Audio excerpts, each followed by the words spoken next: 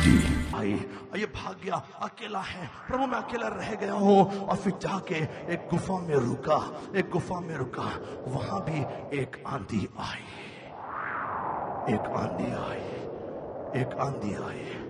आंधी आने के बाद भूमि डोल हुआ, भूमिकंप हुआ। एलिया बोल रहा है, प्रभु क्या कर रहा है तू, क्या कर रहा है, क्यों डरा रहा है? आंधी आई, भूमि डोल हुआ, उसमें प्रभु नहीं था।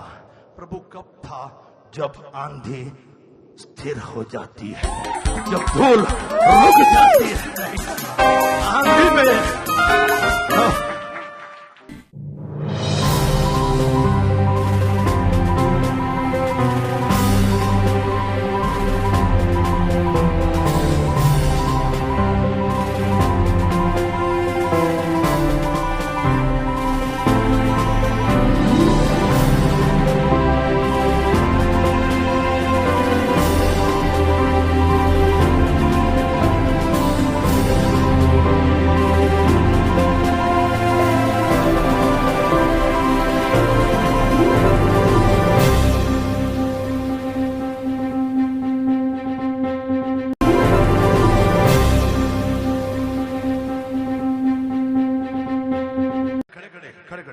Second Samuel chapter 16. I'm going to preach a very important topic जो आपको encourage करेगा, उत्तेजन देगा। Second Samuel, दूसरा शमूएल उसका 16वां अध्याय। Believe me, this is going to when I encourage pastors, मैंने चाह रहा कि pastors को मिस करे। दूसरा शमूएल 16वां अध्याय 5 से 14वीं आयत तक हम पढ़ने जा रहे हैं। पास्टर क्लेरा ये सबके लिए पढ़ेगी, जिसके बाइबल नहीं है उसको वो देख सकता है बगल वाले से, और जोर से पढ़ सकते हो या सुन सकते हो। पास्टर क्लेरा इसको पढ़ने जा रही है। जब दाऊद राजा बहुरीम पहुंचा, तब शाऊल का एक कुटुंबिया वहां से निकला। वह गेरा का पुत्र शिमी था और वह दाऊद को कोसता हुआ आया। वह दाऊद और दाऊद राजा के सब कर्मचारियों पर पत्थर फेंकने लगा। सब योद्धा और सब लोग उसकी दाहिनी बाई और दोनों ओर थे। शिमी कोसता हुआ यूं कहता रहा, दूर हो खूनी, दूर हो ओछे, निकल जा, निकल जा। प्रभु ने तुझसे शाऊल के घराने के खून का पूरा बदला ले लिया है, जिसके स्थान पर तू राजा बना है। प्रभु ने राज्य को तेरे पुत्र अबशालोम के हाथ में कर दिया है, क्योंकि तू खूनी है, तू अपनी बुराई में आ फंस गया। तब सरूया के पुत्र अभिषेक ने राजा से कहा, यह मरा हुआ कुत्ता मेरे प्रभु राजा को क्यों शाप दे रहा है?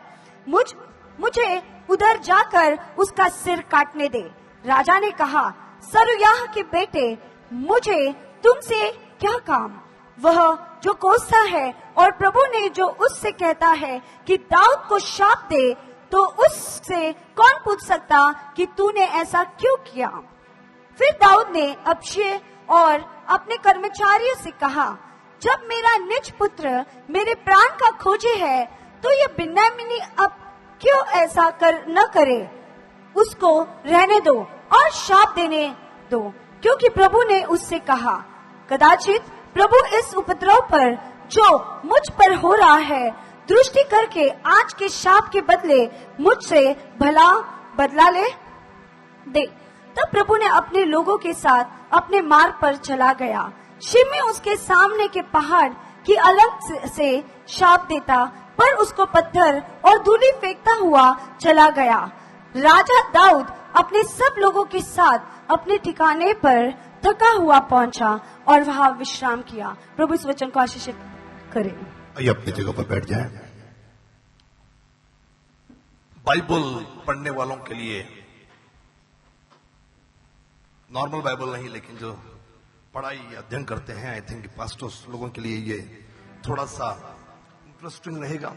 और मैं आज सबके लिए तो प्रचार कर रहा हूं, लेकिन प्रचारकों के लिए, प्रीचर्स मेरे साथ हैं, सुन रहे हैं या मुझे देख रहे हैं, उनके लिए यह प्रीचिंग्स शायद लाभदायक हो सकती है। और मैं चाह रहा हूं कि अपने आप की उन्नति करिए, अगले स्तर पे चलिए, एक स्तर से ऊपर आइए। अभी अभी हमने शास्त्र पाठ पढ़ा, दूसरा शमूएल 16वां अध्याय 5 से 14। एंड मुझे उम्मीद है कि कई लोगों को कुछ भी समझ में नहीं आया। ओके, मुझे उम्मीद है कुछ लोगों को कुछ भी समझ में नहीं आया। तो स्टार्ट से एंड तक मैसेज को मिस मत करिए। लास्ट टाइम ऑडिटोरियम में पास्टर स्मिता जस्ट वक्त मैंने मुद्दा बोला, पूरा सुना, मुद्दे में चली गई, वो 2 मिनट में वो मिस कर दी। तो स्टार्ट से एंड तक सुनिए तो आपको समझ में आएगा। I believe this sermon is going to not only encourage you, लेकिन ये आपको अगले स्तर पर ले जाने के लिए आपके लिए सहायता मदद करेगा। कोई है जो कहेगा आमीन। अगर बात होती पहला शमूएल 17वां अध्याय, समझ लेते दाऊद और गोलियत की कहानी है, लेकिन we are in 2 Samuel chapter 16, यानी तकरीबन एक पूरा चैप्टर आगे चले गए, दूसरा किताब भी खोल दी। तो शमूएल की ये दूसरी किताब है, 16वां अध्याय 5 से 14 हमने अभी अभी सुना। कितने लोग मेरे साथ यहां पर हैं? अपने हाथ तक उठाएं। कोई है जो कहेगा जय मसीह की। इस कहानी को आपने पढ़ा नहीं भी होगा तो भी मैं आपको समझाने की कोशिश करूंगा, और बाद में आप जरूर इस कहानी को पढ़िएगा तो कहानी मालूम होती है। उसमें से मैं जब और कुछ बोलता हूं तो वो आपको ज्यादा टच करेगा या ज्यादा वाव फैक्टर किया रही तो कुछ अलग था, वो समझ में आएगा। यदि कुछ नहीं मालूम देन ओनली आप मैसेज सुन रहे तो या एक मैसेज अच्छा मैसेज था, इस तरीके से आप लोगे। लेकिन मैं चाहूंगा कि आप मैसेज को पास्टर मिस ना करें, ध्यान से सुने। आप लोगों के लिए प्रीच कर रहा हूं मैं खास करके। Believe you people will enjoy this. जब दाऊद राजा बहूरीम पहुंचा तब शाऊल का, रिमेंबर 16 चैप्टर, 2 सैमुएल 16 चैप्टर में है। कल मैंने शाऊल की मिनिस्ट्री शुरुआत हुई 1 सैमुएल चैप्टर 9 और 10 पर मैंने थोड़ी सी रोशनी डाली थी और एक प्रचार मैंने वहां से किया था। और राजा दाऊद बहूरीम पहुंचा। शाऊल का एक कुटुंबी था, वो गेरा का पुत्र शिम्मी था। कौन था? कौन था? शिम्मी। नाम नहीं सुने ना कभी? नाम जो आपने कभी सुने नहीं है, मैं आपके कान में थोड़ा सा पढ़ती, थोड़ा सा समझने का प्रयत्न करा। तब गेरा का पुत्र शिम्मी था, वो दाऊद को कोसता हुआ आया। दाऊद ये प्रभु का सेवक है, प्रभु के मन का राजा है। प्रभु इससे प्यार करता क्योंकि ये प्रभु से प्यार करता। कोई है जो कहेगा मैं? प्रभु किससे प्यार करता? प्रभु उससे प्यार करता जो प्रभु को प्यार करता। और दाऊद ये प्रभु से प्यार करता, प्रभु का चुना हुआ, प्रभु के मन का ये सेवक था। लेकिन शिम्मी की ताकत देखिए, दम देखिए, उसकी औकात देखिए, उसकी हिम्मत देखिए। शिम्मी आया, आपने ध्यान से नहीं पढ़ा, ध्यान से नहीं सुना, फिर भी जो लोग पढ़ रहे थे मैं उसको फिर से एक्सप्लेन कर रहा हूं। शिम्मी था, वो दाऊद को कोसता हुआ आया, दाऊद को भला बुरा कहते हुआ आया। कई लोग आपको कोस रहे होंगे, कई हालात आपको कोस रहे होंगे, कई परिस्थितियां आपको कोस रहे होंगे। यह मैसेज आपके लिए है, लेकिन एंड में आएगा ये। और दाऊद के राजा के सब कर्मचारियों पर पत्थर फेंकने लगा। Listen carefully. दाऊद के, मान लीजिए मैं दाऊद हूं, उसके सब कर्मचारी पर क्या कर रहे हैं? पत्थर फेंक रहे हैं। एक्ट फाउंडेशन पर क्या कर रहे हैं? पत्थर फेंक रहे हैं। पर्सनली ले सकते हो आप, आपके परिवार पर, आपके व्यक्तिगत जीवन पर पत्थर फेंक रहा है। कौन? शिम्मी। शाऊल का कुटुंबी है, शाऊल का रिलेशनशिप में, फैमिली में है। और सुनिए क्या कर रहा है? कर्मचारियों पर पत्थर फेंकने लगा। सब योद्धा और सब लोग उसके दाहिनी और बाई और दोनों ओर थे। शिम्मी कोसता हुआ यो कह रहा था दाऊद से, दूर हो खूनी, दूर हो ओछे, निकल जा, निकल जा। प्रभु ने तुझे, शिम्मी कह रहा है, प्रभु ने तुझे शाऊल के घराने के खून का पूरा बदला ले लिया। जिस स्थान पर तू राजा बना, प्रभु ने राज्य को तेरे पुत्र अबशालोम के हाथ कर दिया, क्योंकि तू खूनी है। दाऊद को बोल रहा है, तू अपनी बुराई में आप फंस गया। तब सरूयाह का पुत्र अभिषै, जो दाऊद का सहकर्मी है, दाऊद का कर्मचारी, अभिषै ने राजा से कहा, यह मरा हुआ कुत्ता, बाइबल वास्तव। आप बोलोगे पास्टर ही का भाषा, ही माझी भाषा नहीं, ही बाइबलची भाषा है। आमीन, हालेलुया। कैन यू टेल मी किसने 2 शमूएल 16 अध्याय लिखा होगा? Any guess? एवढं लांब जातच नाही। किसने लिखा होगा? तो ध्यान से सुनो।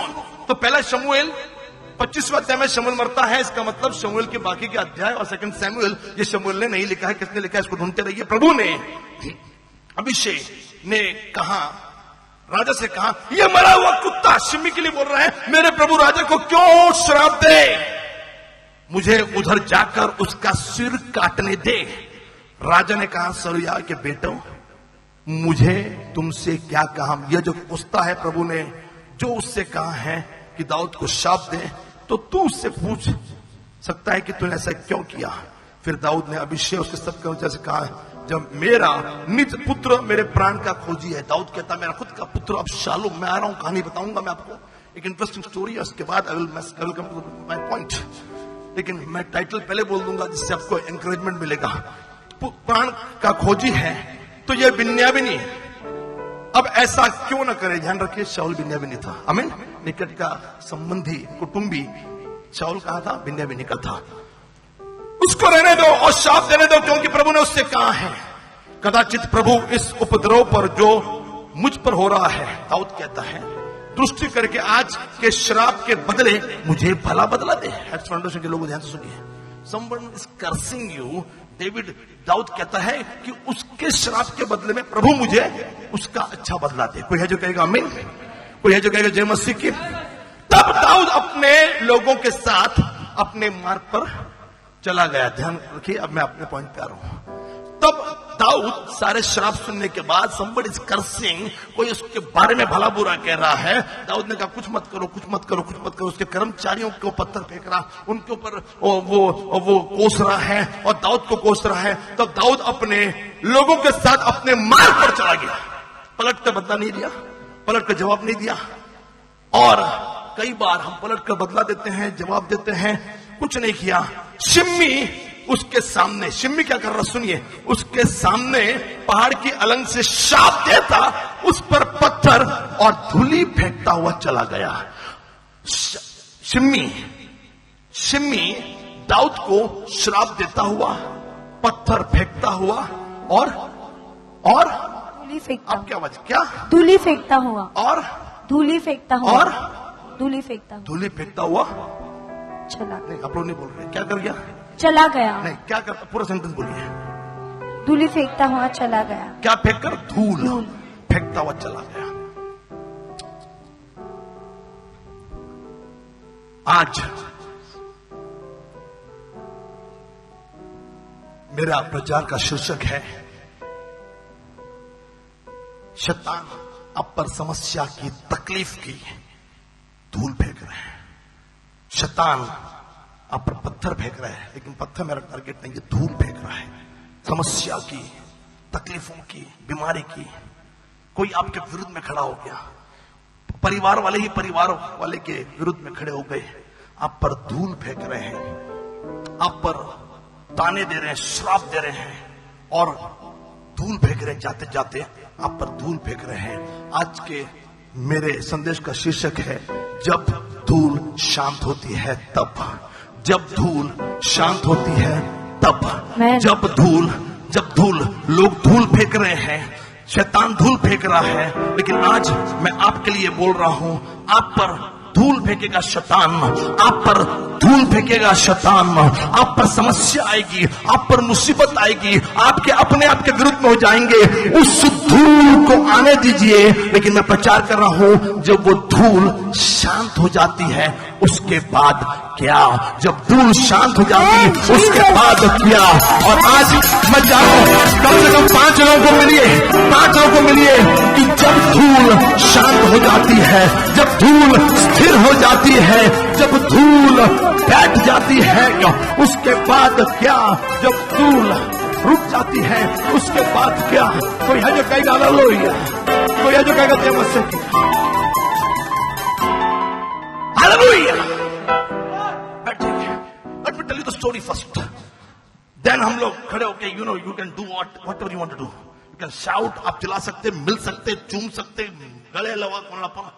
Today we are going to encourage one another, एक दूसरे को मिलेंगे। और मेरे भाई मेरी बहन, ध्यान से कहानी सुनिए। इसमें से एक भी कहानी शायद आपने सुनी होगी, लेकिन दूसरी तीसरी नहीं सुनी। मैं 2-3 कहानियां आपको बताने की कोशिश करूंगा जो दाऊद के जीवन से जुड़ी हुई है। कोई है जो कहेगा आमीन, कोई है जो कहेगा हालेलुया। Now listen carefully. ये शिम्मी दाऊद को क्यों कोस रहा है? ऐसा नहीं कि आप में कोई मिस्टेक नहीं, ऐसा नहीं कि आप में कोई गलती नहीं, लेकिन आज सवाल यह है कि यह शिम्मी दाऊद को क्यों कोस रहा है? दाऊद एक मामूली सा चरवाहा, 16वां अध्याय पहला शमूएल के आप पाते कि शमूएल ने उसका अभिषेक किया ताकि वो इजराइल के आने वाले दिनों में राजा बने। तकरीबन 13 साल जंगल में भटकने के बाद दाऊद हेब्रोन का राजा बना। उसके बाद दाऊद इजराइल का राजा बना। एंड उसके बाद राजा बनने के बाद कुछ चीजें मैं आपके साथ बांट रहा हूं, ध्यान से सुनिए। दाऊद ने अपने जीवन में 2 सबसे बड़े पाप किए। दाऊद ने अपने जीवन में 2 सबसे बड़े पाप किए, जिसमें से एक पाप को आप पाप नहीं मानोगे, बहुत साल पहले प्रचार किया था। एक पाप को आप पाप नहीं मानोगे। इस पाप पर मैं एक अलग से प्रचार करूंगा, बहुत साल पहले किया था, लेकिन एक अलग प्रचार करूंगा। और ये पाप था कि उसने लोगों की गिनती की। अब आप बोलोगे मैथमेटिक्स भी कोई पाप होता है? मैथमेटिक्स गिनती करना कोई पाप होता है? उसने लोगों की क्या की? गिनती की। उसने अपने लोगों को उसने गिना। और अभी मैं उसको बोलने के मूड में नहीं हूं, उस जगह पर मैं आपका ध्यान आकर्षित नहीं कर रहा हूं। एक पाप था जब दाऊद ने लोगों की गिनती की। अरे हम तो हमेशा गिनते हैं, ये कैसे पाप हो गया, ये कैसे पाप हो गया? मैं जरूर इस पर फिर से आऊंगा प्रचार करने के लिए। ये दाऊद की गलती की कि उसने गिनती की। कोई है जो कहेगा गिनती? आप बोलोगे गिनती कहीं पाप होता है? हाँ होता है। इसको सुनने के लिए फिर मिलेंगे जब भी मेरे को प्रभु का आत्मा बताएगा, अचानक मैं बोल दूंगा। ये पहला पाप था, एक पाप। और दूसरा पाप जिसको आप जानते हो, एंड आपको याद होगा दूसरा शमूएल उसका 11वां अध्याय में दाऊद छत पर टहल रहा है। दाऊद के सारे लोग, दाऊद की सारी टीम, सारे सिपाही लड़ाई करने के लिए गए हैं। ध्यान से सुनिए, कहानी बता रहा हूं। लड़ाई करने के लिए गए हैं, लेकिन दाऊद छत पर टहल रहा है और अचानक उसने छत से नीचे देखा।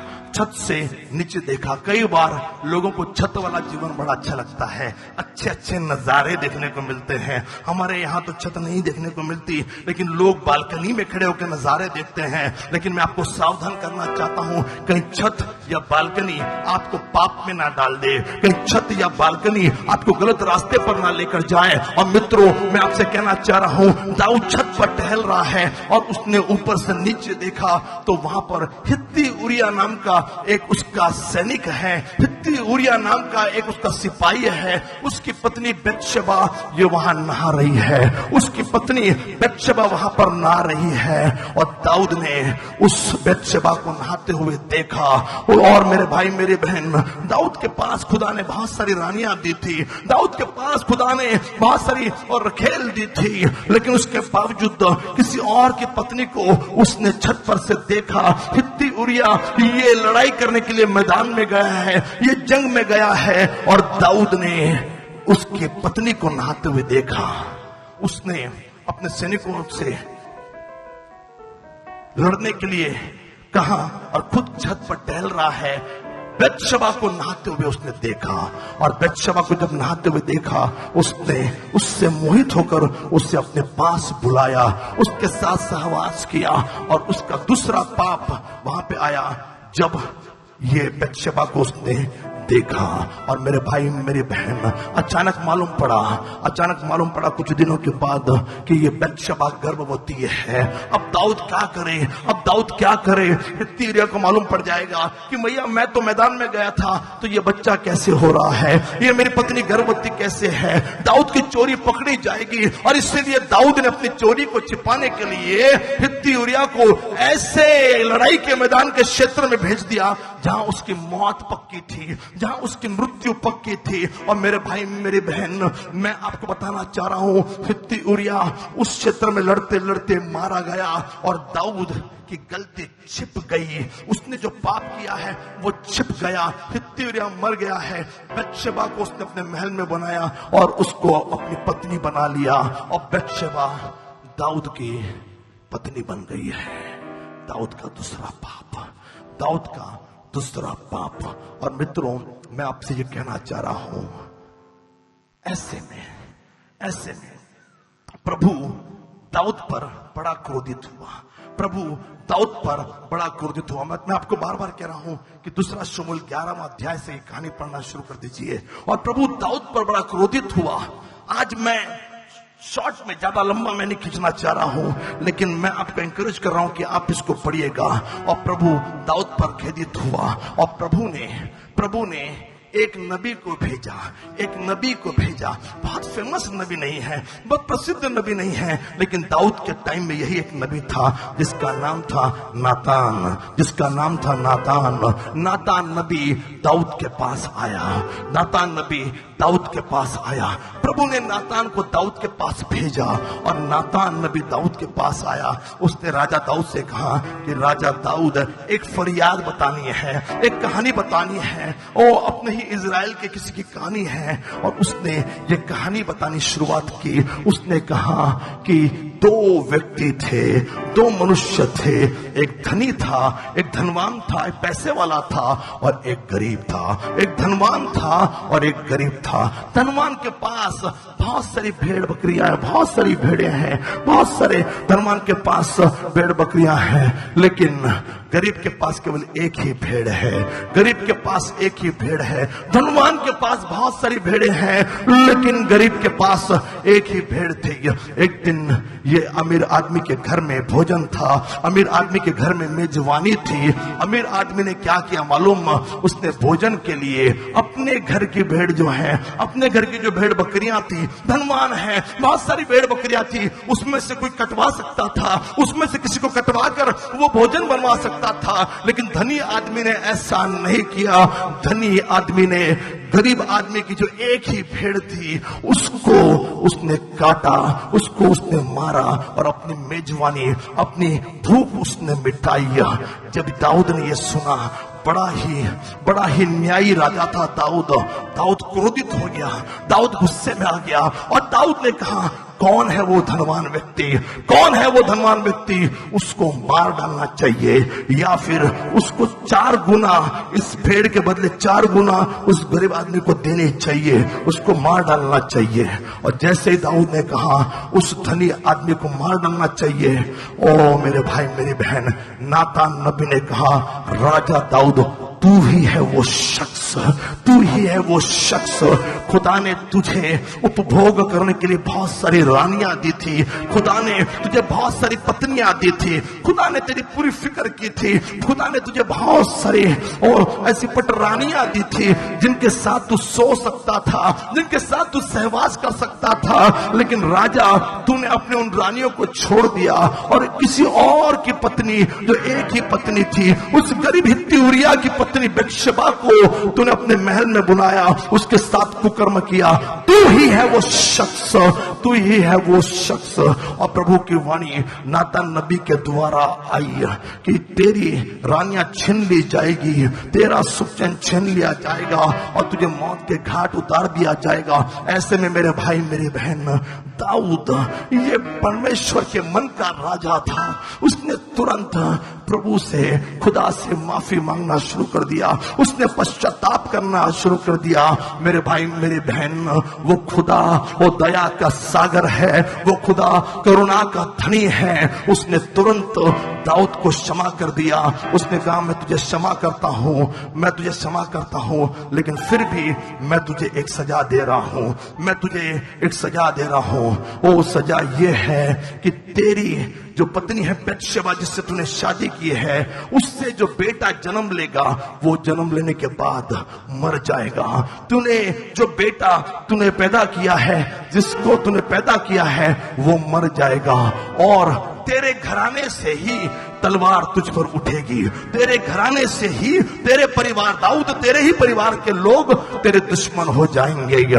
मेरे भाई मेरे बहन, नए नियम में मत्ती सुसमाचार उसका 10वां अध्याय, उसके 36वीं आयत में यीशु मसीह जो अपने चेलों को सिखा रहे थे, उनको मिनिस्ट्री के लिए भेज रहे थे, तो यीशु मसीह ने कहा, मनुष्य के शत्रु उसके घर ही के लोग होंगे। और मेरे भाई मेरी बहन, दाऊद को परमेश्वर ने सजा दी कि मैं तुझे मौत तो नहीं दूंगा, दूंगा, क्योंकि मेरी कुछ योजना है तेरे जीवन के लिए, मेरी कुछ प्लानिंग है तेरे जीवन के लिए, वो पूरी होने की जरूरत है। लेकिन तेरे घर से ही तलवार तुझ पर उठेगी, तेरे ही लोग तेरा विरोध करेंगे, और तेरा जो बच्चा है जो बत्शेबा हित्ती उरिया की पत्नी से पैदा हुआ है वो जिंदा नहीं रहेगा, वो मर जाएगा। और मेरे भाई मेरी बहन, यहां से दाऊद के जीवन की एक कहानी वो शुरू होती है। कहां दाऊद, गोलियत को मारने वाला दाऊद, कहां दाऊद जिसने बड़े बड़े युद्ध में विजय हासिल किए, कहां वो दाऊद जो खुदा के लिए वो बड़े बड़े काम किया करता था, कहां वो दाऊद अब खुदा के श्राप में आकर फंस गया है। और मेरे भाई मेरे बहन, मैं आपसे कहना चाह रहा हूं, आपने आगे की कहानी को ध्यान नहीं दिया, लेकिन बाइबल बताती है कि दाऊद की बहुत सारी रानियां थी, दाऊद की बहुत सारी रानियां थी, और दाऊद के उन रानियों से बहुत सारे बेटे हुए। ध्यान से सुनिए, बहुत सारे बेटे हुए, और उसका सबसे बड़ा बेटा था जिसका नाम था अम्नोन, उसका सबसे बड़ा नाम था, उसका नाम था अम्नोन। और मेरे भाई मेरे बहन, दाऊद का और एक बेटा है, दाऊद का और एक बेटा है, उसका नाम है अबशालोम। दाऊद का और एक बेटा है, उसका नाम है अबशालोम।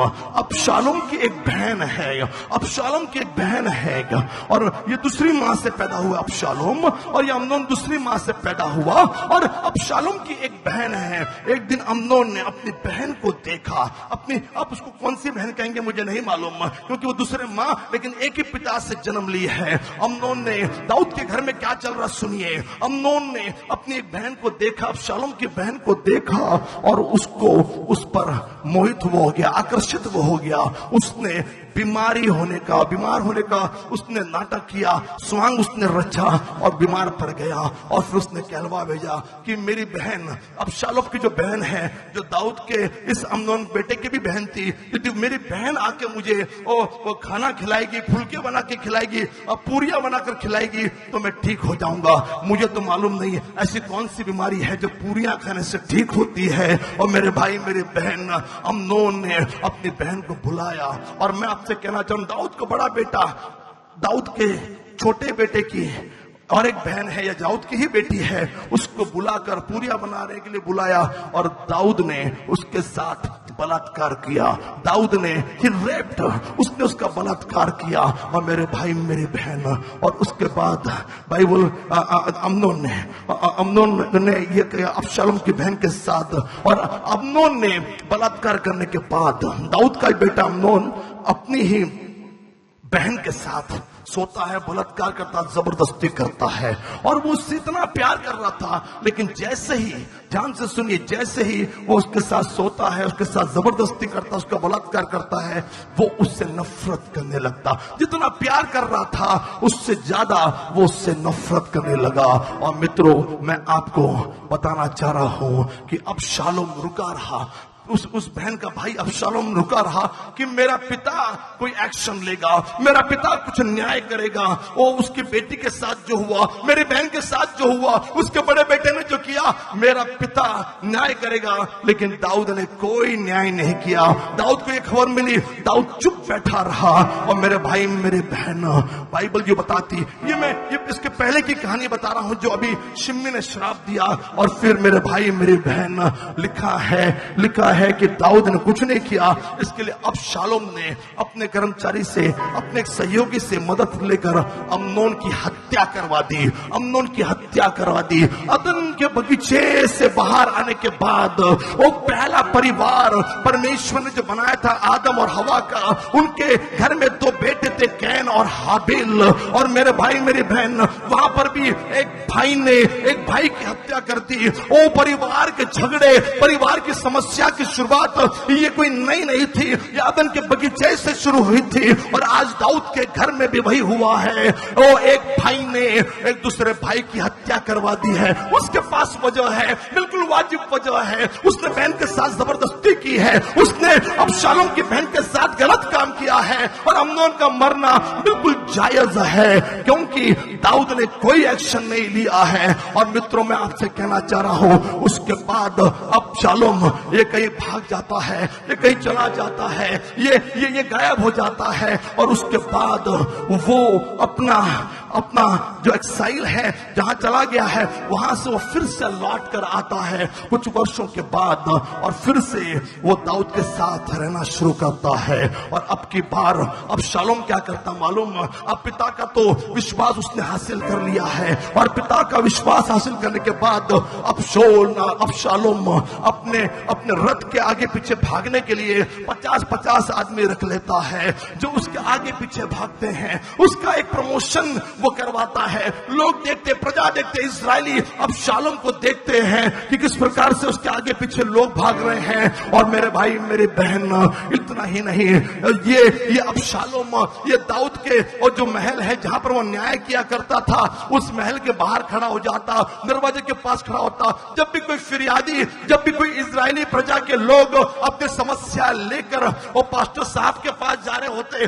जब भी कोई फिरियादी और रेवरेंड डॉक्टर विनय दुबे के पास जा रहे हैं, दाऊद के पास जा रहे हैं, अब शालोम बाहर खड़ा हो जाता, अब शालोम बाहर खड़ा हो जाता। और अब शालोम उस फिरियादी से कहता कि तेरी क्या प्रॉब्लम है, तेरी क्या समस्या है, मुझे बता। और जब वो समस्या बताता तो अब शालोम कहता कि काश दाऊद तेरा न्याय करता, काश तुझे न्याय मिलता।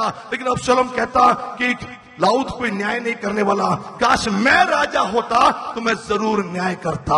वो जो फिरियादी होता उसका ध्यान दाऊद से अब शालोम की तरफ हट जाता। आज कलीसिया में, आज इस मसीह जगत में ऐसे कई अब शालोम हैं जो आपको पास्टर के पास पहुंचने नहीं देंगे, और मेरे भाई मेरी बहन आपका ध्यान भटकाने की कोशिश करेंगे। अब शालोम ने ऐसा ही काम किया। दाऊद तो परमेश्वर की ओर से बुलाया गया था, दाऊद तो परमेश्वर की ओर से चुना गया था, लेकिन अब शालोम पिता के पास लोगों को आने नहीं दे रहा। ऐसे हर मुजरिम को, हर अपराधी को, हर फिरियादी को वो इसी प्रकार से सांत्वन देता।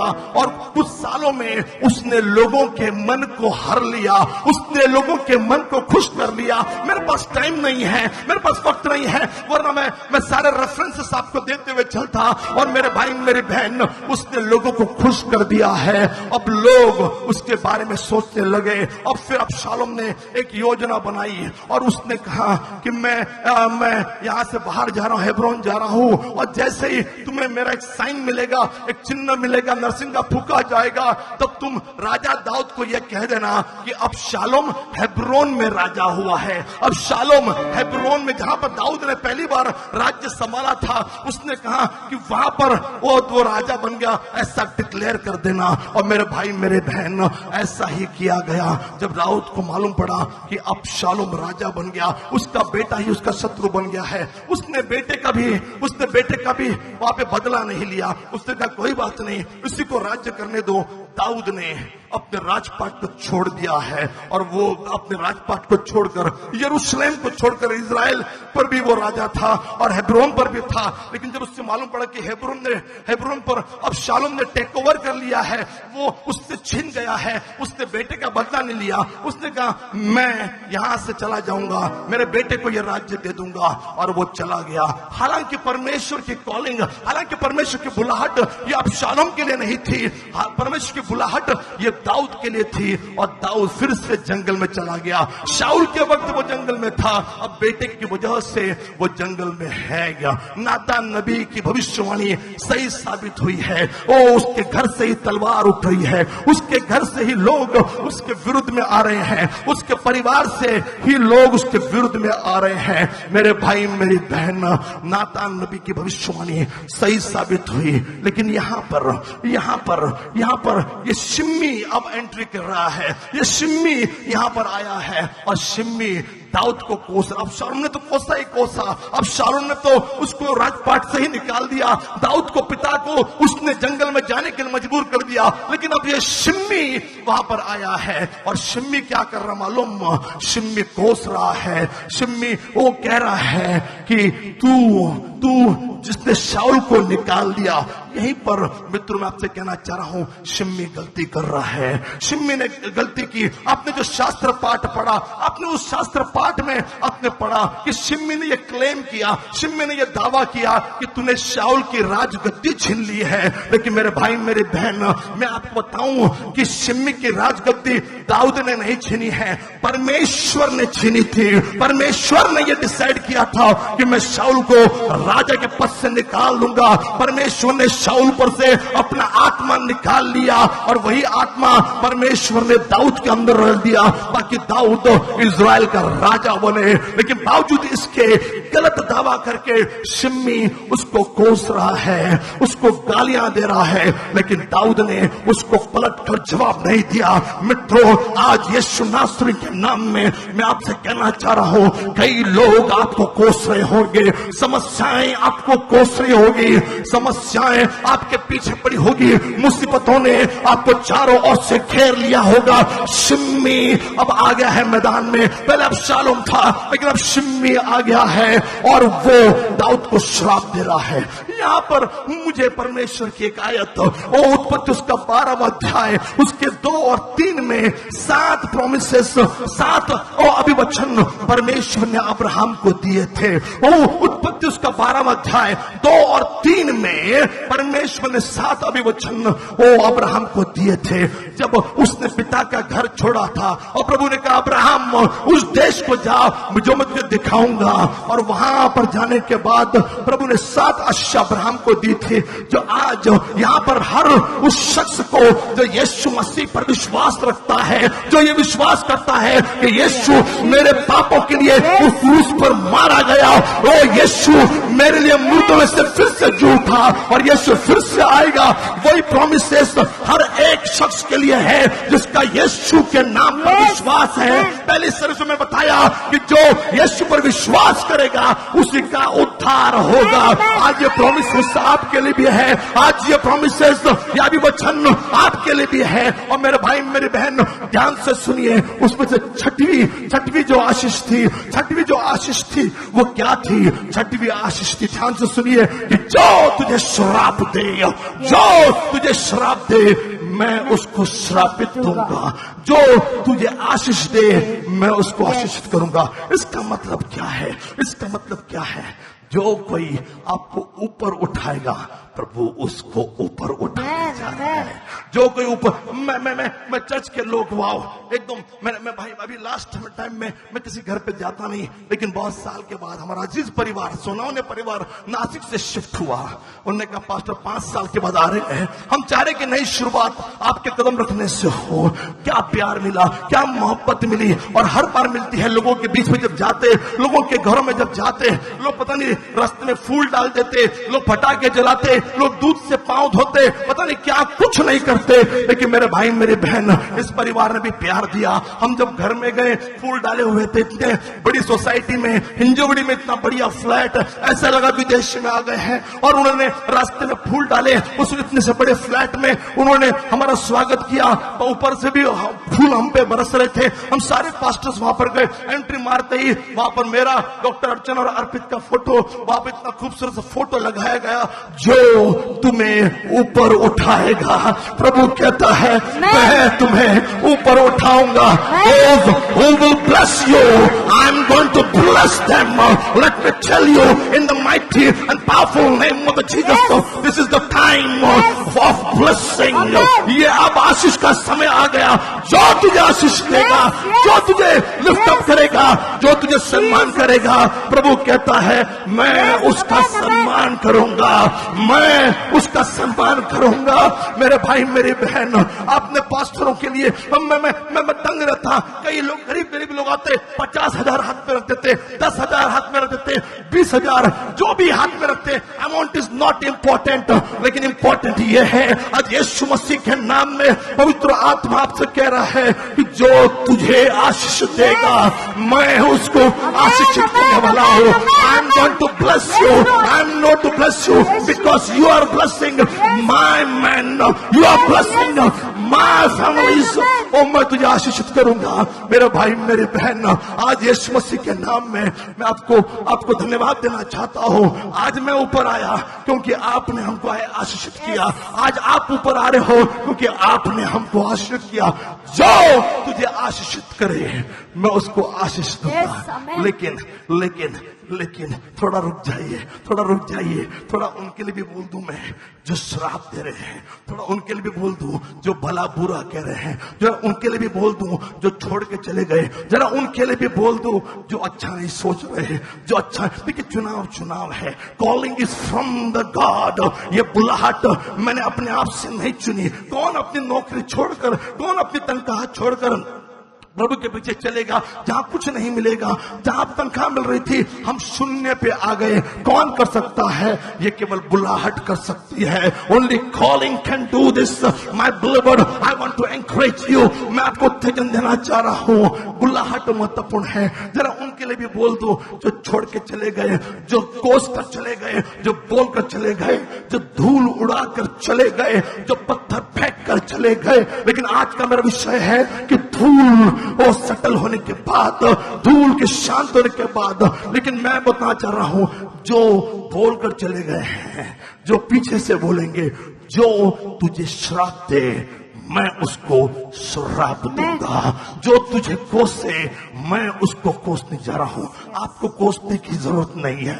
God is going to punish them. प्रभु उसको श्राप देगा। देखिए एक बार मैं माफ कर दूं, एक बार हमारे पास्टर्स माफ कर दे, लेकिन जब प्रभु सजा देता है उसके बंद किए हुए को कोई खोल नहीं सकता और उसके खोले हुए को कोई बंद नहीं कर सकता।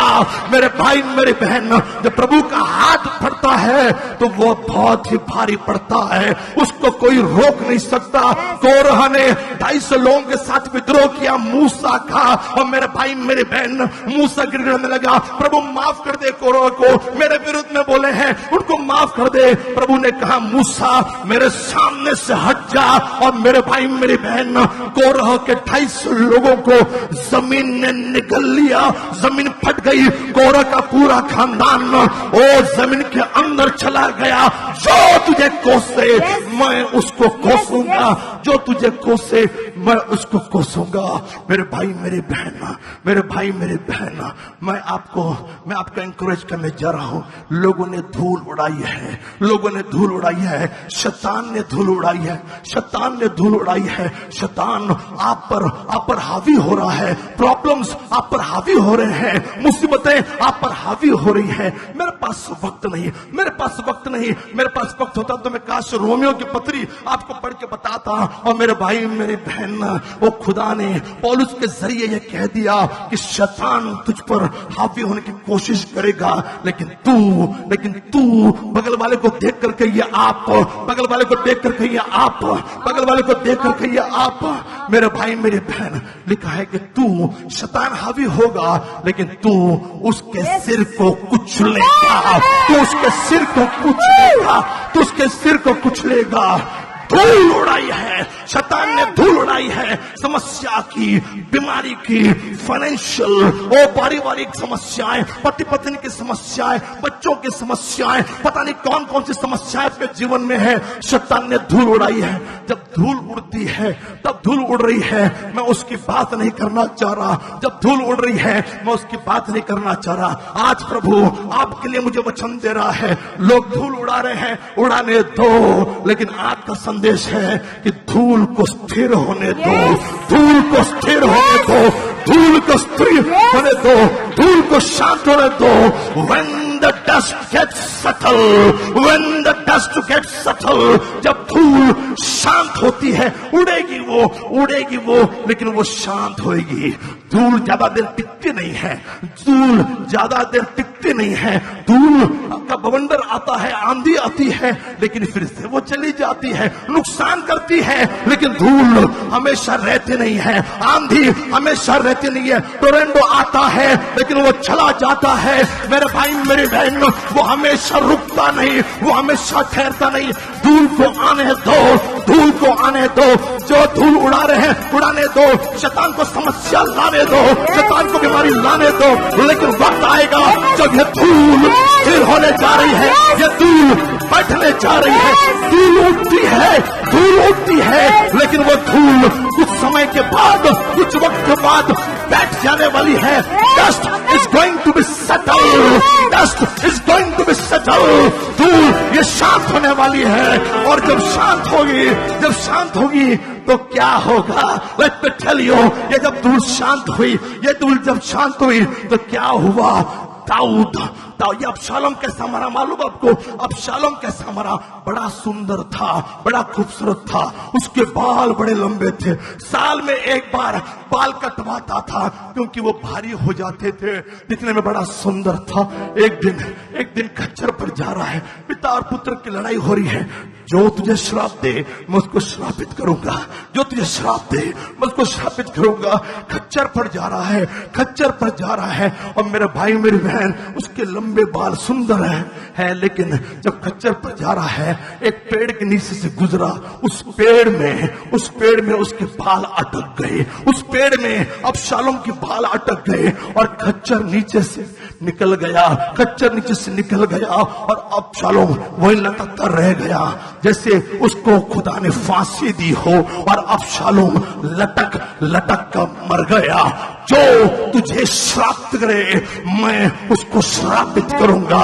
मेरे भाई मेरी बहन, अबशालोम की मृत्यु हो गई है। अब शिम्मी आया, धूल उड़ा रहा है, उड़ाने दीजिए। कई शिम्मी आए होंगे आपके जीवन में, कई शैतानी तूफान आए होंगे, ये तूफान आएंगे और ये तूफान रुकेंगे। When the dust settles, जब धूल ये शांत होती है तब क्या? अबशालोम मर गया है। अब क्या? अब शिम्मी बोलकर चला गया, गलत दावा करके चला गया। मेरे भाई मेरी बहन, धूल शांत हुई और दाऊद फिर से इजराइल का राजा बन गया है। इजराइल का फिर से राजा बन गया है। प्रभु आपको आपके आशीष लौटा रहा है, प्रभु आपको आपकी चंगाइयां लौटा रहा है, प्रभु आपको आपका सुकून लौटा रहा है। धूल को आने दो, ये धूल शांत होने वाली है, ये आंधी शांत होने वाली है। When the dust settles, धूल शांत होती है। मैं जा रहा हूँ, 4 से 5 लोगों से बोलिए, जब धूल शांत होती है, जब धूल वो शांत करेगा।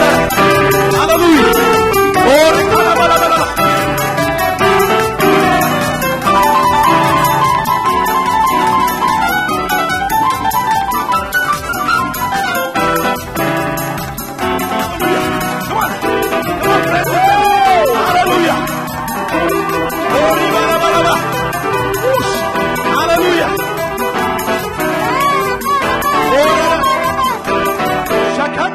और कोई है जो कहेगा हालेलुया?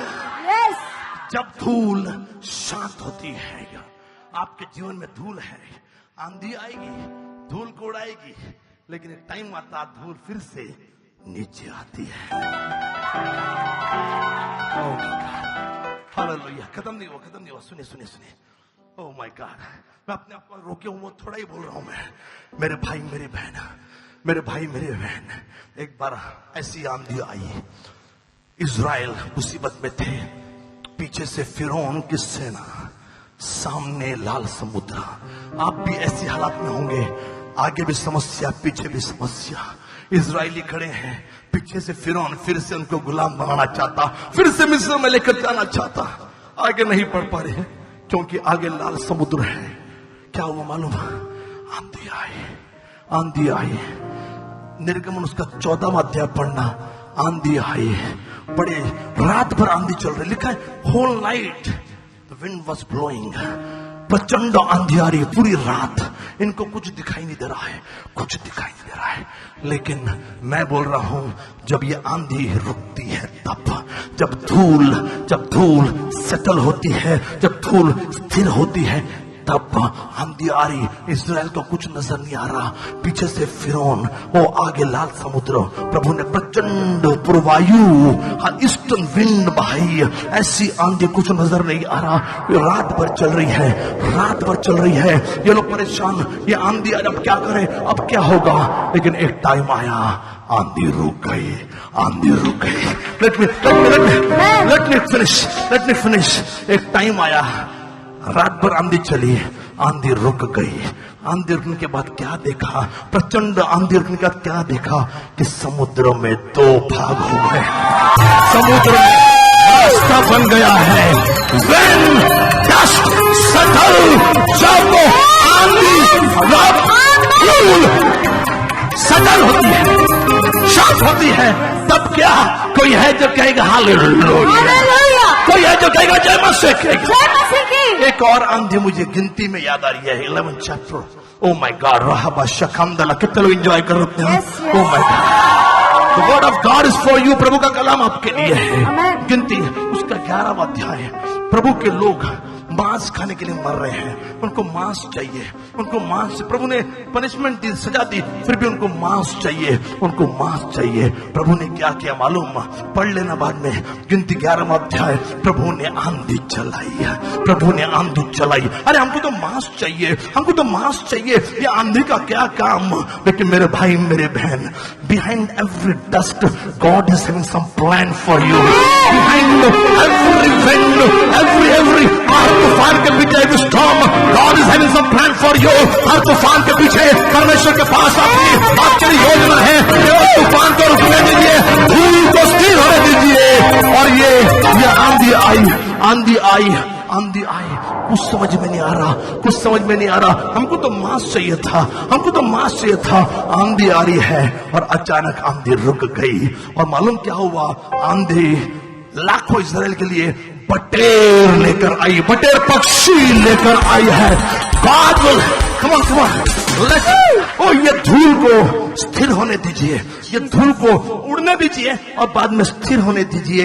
ये आपके लिए प्रयोग, आपके लिए प्रोविजन लेकर आएगी, आपका इंतजाम करेगी। आपकी जरूरतें को मालूम है, आपकी तकलीफें खुदा को मालूम है। My God shall supply all my needs. Hallelujah. बोलिए, आंधी को सतल होने दीजिए, धूल को रुकने दीजिए। प्रोवाइड को आपकी जरूरत को उसके आसमानी भंडार से पूरा करेगा। कोई आगे कहेगा हालेलुया,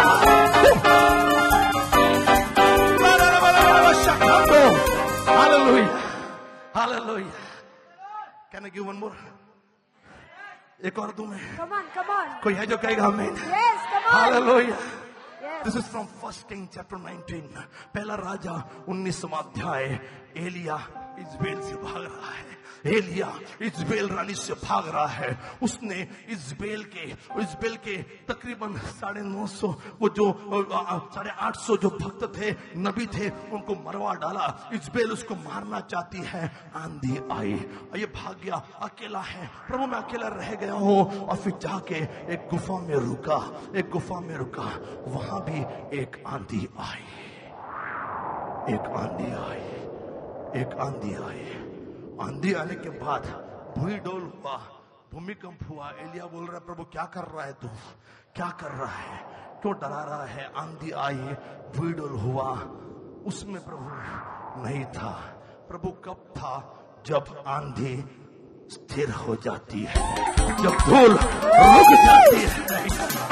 आंधी में मुसीबत में प्रभु ने बात नहीं की। जब आंधी स्थिर हो गई तो प्रभु की एक धीमी आवाज आई, धीमी आवाज आई। उस आवाज ने एलिया को एनकरेज किया, उत्तेजन दिया और कहा, मैं तेरे स्थान पे नबी होने के लिए तुझे एक असिस्टेंट दे रहा हूं, उसका नाम एलीशा है। या Elisha, you will hear God's voice.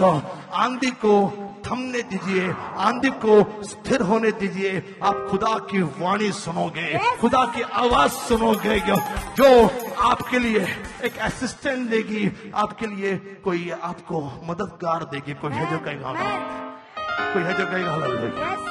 Can I give one more last? कोई है जो कहेगा हालेलुया? अब की बार मैं आंधी का एग्जांपल नहीं दे रहा हूं, मैं ये बोलना चाह रहा हूं, ये आंधी सेटल कैसे होती है? ये धूल ये उड़ रही है ना, ये बंद कैसे होगी? ये हमेशा हमेशा के लिए आपको उसको रोकना है। हमेशा ये उठती है, उसको आपको स्थिर करना है। ये कैसे कैसे स्थिर होगी। आपके जीवन में आंधियां आएंगी, तूफान आएंगे, शैतान लेकर आएगा, शिम्मी लेकर आएंगे, आपके विरोधी लेकर आएंगे, उसको सेटल होना देना है। लेकिन सेटल हो गया फिर से उड़ेगा, कैसे कुछ देर के लिए आपको उसको सेटल करना है, उसका एक तरीका मैं बताना चाह रहा हूं। ये आंधी भी सेटल होती है, आंधी भी रुकती है, स्थिर होती है। धूल धूल थी वो धूल भी रुकती है। कब मालूम? जब बारिश होती है, जब बारिश होती है, जब बारिश होती है। मेरे भाई मेरे बहन, ओ लहलाबा शखंदो रोहबो सोतो रोबंदिहा, पहला राजा उसका 18वां अध्याय। अकाल था, अकाल था, अकाल था, 3.5 साल के लिए अकाल था। और मेरे भाई सूखा है। सोचो कितनी धूल होगी, सोचो कितनी आंधी होगी, लोगों की आंख में धूल, लोगों की आंखों में कचरा, लोगों की आंखों में तकलीफ, खाने पीने को नहीं मिल रहा है, अकाल पड़ा है। लेकिन 3.5 साल के बाद according to 1 king chapter 18 verse 44 onwards, हालेलुया, एलिया ने भविष्यवाणी की, राजा अहाब 3.5 साल अकाल पड़ा है, धूल उड़ रही होगी ना, लेकिन अब तू रथ जुतवा और जल्दी से करमेल की पहाड़ी से तू निकल, जल्दी से तू यहां से निकल, क्योंकि भारी वर्षा की सनसनाहट, भारी वर्षा की सनसनाहट। ओ माय गॉड, ये शुरुआत कैसे हुई, ये शुरुआत कैसे हुई, शुरुआत कैसे हुई? ओ अलीशा ने अपने एक असिस्टेंट गेजी को बोला ऊपर जाके देख। पहली बार गया, कुछ नहीं हुआ, दूसरी बार कुछ नहीं, 5वीं बार नजर नहीं आया, 6वीं बार नजर नहीं आया, 3.5 साल से वो बारिश नहीं हुई, अब कहां से बारिश आएगी? 7वीं बार जब गया, उसने देखा ये धूल को सेटल करने के लिए हाथ जितनी आंधी आ रही है, हाथ जितना बादल, हाथ जितना बादल, कितना हथेली कितनी होती है इतनी? क्या इससे भारी वर्षा आएगी? हाँ मेरे भाई, गोखले नगर में एक छोटी सी बहन होगी, मंगवर पेट में एक छोटी सी बहन होगी, ओ हालेलुया, वारजे मालवाड़ी में, पिंपरी चिंचवड़ में एक छोटा सा भाई होगा, जो एक छोटा सा बादल होगा, जो धूल को सेटल करने के लिए, धूल को स्थिर करने के लिए भारी वर्षा लेकर आएगा। रिवाइवल, रिवाइवल, रिवाइवल, उद्धार आएगा। कैसे? छोटा सा बादल, छोटा सा बादल, और धीरे धीरे आकाश में जो छोटा सा बादल था, धीरे धीरे पूरा आकाश काले बादलों से भर गया और एक भारी वर्षा होने लगी है। किसके लिए? धूल को। ये वर्षा क्यों है? धूल को स्थिर करने के लिए, धूल को रोकने के लिए। मित्रों, आज यीशु मसीह के नाम में मैं आपको उत्तेजन देना चाह रहा हूं।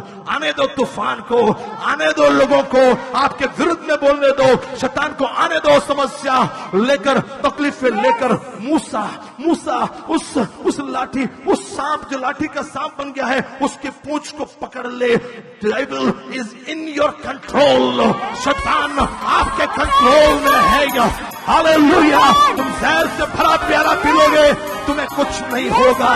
मित्रों, प्रभु चाह रहा है, धूल आ रही है, आने दो, धूल आ रही है, आने दो। धूल रुकने के बाद, सेटल होने के बाद भारी वर्षा तो आ ही रही है। आपको एक नई जिंदगी, आपको मालूम है सबके जीवन में प्रॉब्लम आई। नूह के जीवन में प्रॉब्लम आई। 100 साल 120 साल नूह जहाज में बनाने में लगा रहा। आंधी आई, सब कुछ समाप्त हो गया। तकरीबन 1 साल के लिए जल प्रलय, 1 साल के जल प्रलय, सब कुछ समाप्त हो गया। केवल पृथ्वी पर 8 लोग बचे।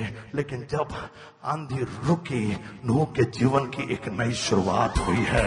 नूह के जीवन की एक नई शुरुआत हुई है। याकूब अपने घर से भागा, आंधी थी, उसको मारने के लिए अकेला, उसका भाई पड़ गया है, आंधी थी, भागा, अकेला गया, 0 लेके गया, लेकिन ब्लेसिंग लेकर गया। ब्लेसिंग ये रुपए पैसों में नहीं है, अनदेखी वस्तुओं पर भरोसा करिए, उसको विश्वास कहते हैं। याकूब के पास कुछ नहीं, 0 था, जब गया 0 है, लेकिन जब लौट के आया हीरो है। उसके पास बहुत सारा पैसा, बहुत सारी भेड़ बकरियां, यहाँ तक कि लाबान भी धनवान हो गया है। क्यों? क्योंकि लाबान ने, जो तुझे आशीष दे मैं उसको आशीषित करूंगा। मामा ने मदद की, प्रभु ने उसको आशीषित किया। मेरे भाई मेरे बहनों, याकूब धनवान होके आए। यूसुफ की कहानी भी कोई इससे परे नहीं है। जब गए आंधी तो थी, भाइयों ने उसको मारने की योजना बनाई, बेच दिया। पोतीफर की पत्नी ने इल्जाम लगाया, बंदी गृह में है, जेल में है। लेकिन जब ये धूल सेटल होती है, जब धूल स्थिर होती है, उसके बाद यूसुफ जेल से निकाला गया और उसको मिस्र के सिंहासन पर बिठाया गया। मेरे भाई मेरी बहन, धूल आ रही है, आने दो। धूल आ रही है, आने दो। तूफान आ रहा है, आने दो। समस्या आ रही है, आने दो। मेरा खुदा रूह की बारिश बरसा रहा है, बरसा रहा है। धूल को सेटल करने के लिए, धूल को स्थिर करने के लिए।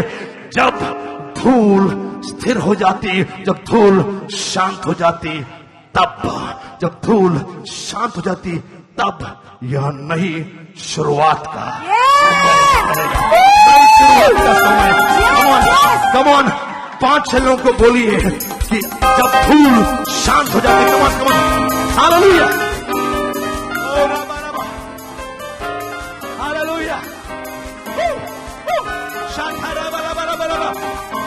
Oh my God, thank you Lord.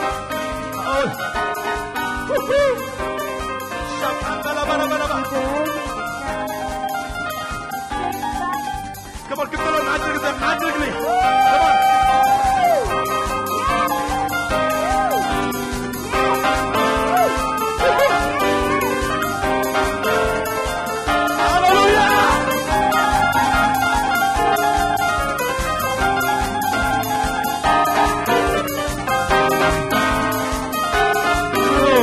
God shall supply all my needs according to His riches and glory.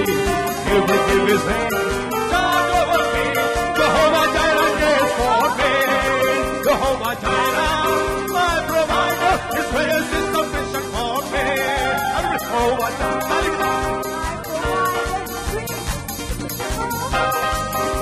my Lord shall supply all my needs according to His riches and glory.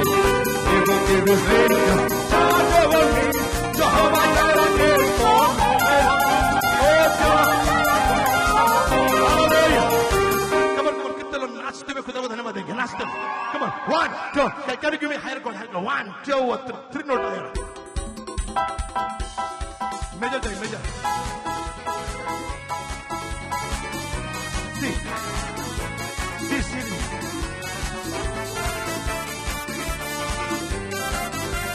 Come on. ताली के साथ.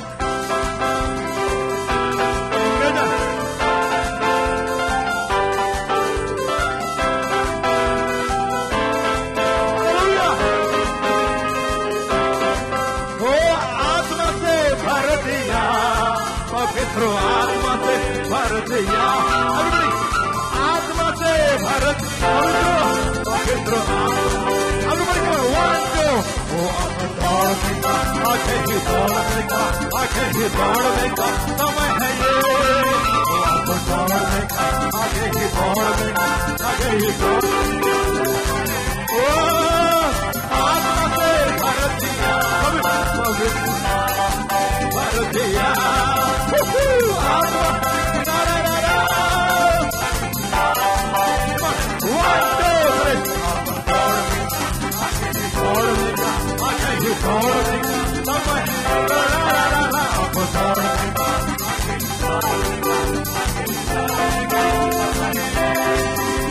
उकाब जैसे बना दिया, उकाब जैसे बना दिया, उकाब जैसे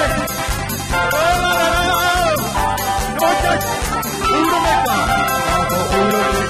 ऊपर उड़ने का, ऊपर उड़ने का समय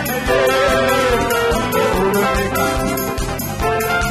ऊपर उड़ने का, दौड़ने का, दौड़ने का, आगे ही दौड़ने का, आगे ही दौड़ने का,